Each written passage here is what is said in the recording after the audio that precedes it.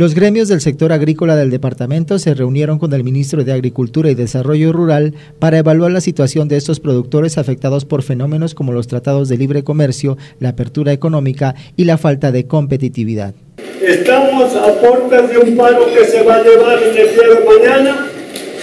¿Por qué?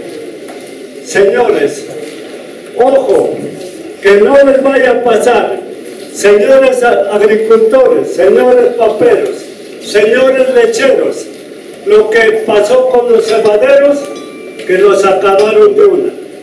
A los trigueros nos están matando lentamente. Ya estamos en la última agonía, porque el señor Gaviria nos dijo hace 20 años que venía la apertura económica y que nos iba a dar las soluciones, y hace 20 años que estamos esperando la solución.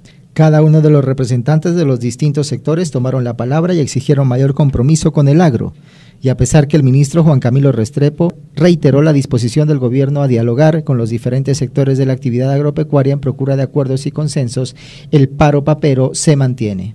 Sí hay el paro, porque hay una unidad entre Antioquia, Cundinamarca, Boyacá, los Santanderes y el Cauca. ¿Por qué el paro papero?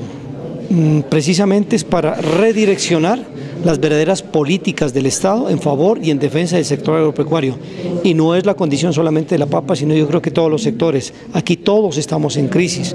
La papa, la leche, la palma, frutas y hortalizas, las mismas flores, el mismo café.